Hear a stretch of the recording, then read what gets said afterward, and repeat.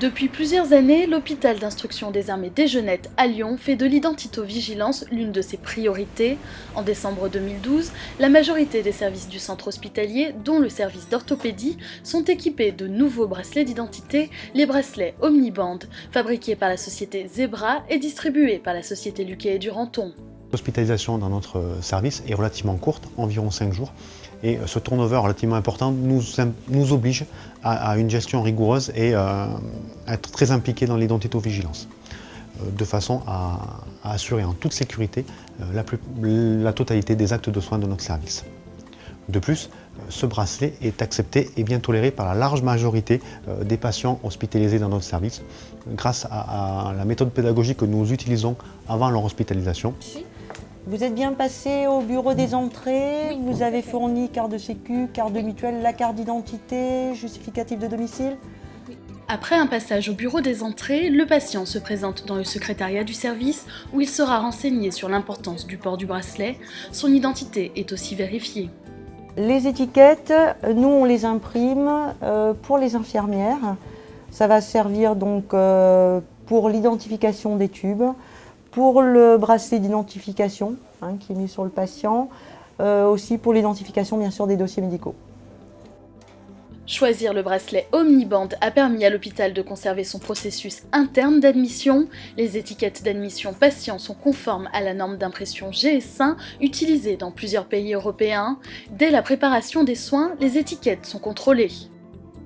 Donc j'ai une prescription de la part du médecin pour un bilan sanguin pour mademoiselle Barreros. Du coup je m'assure que les étiquettes correspondent bien avec le dossier que j'ai en ma possession. Voilà, et je prépare le matériel pour faire le prélèvement.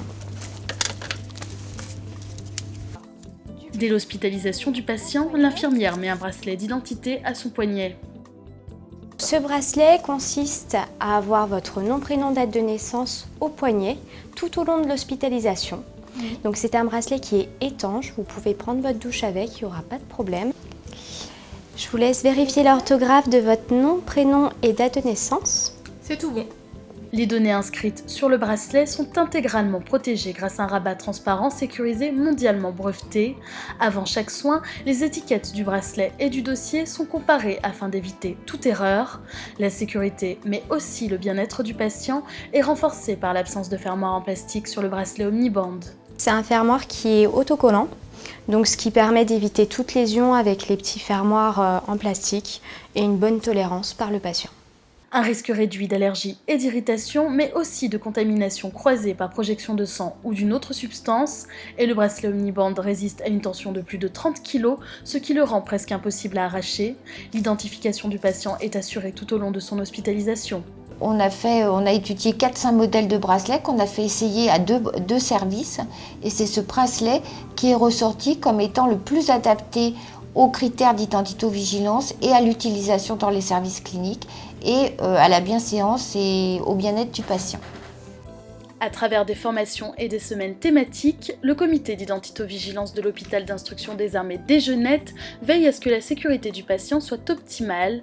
Il n'est pas le seul à avoir opté pour ces bracelets Zebra distribués par la société Luquet et Duranton. 6 autres établissements de santé français ont également choisi cette solution.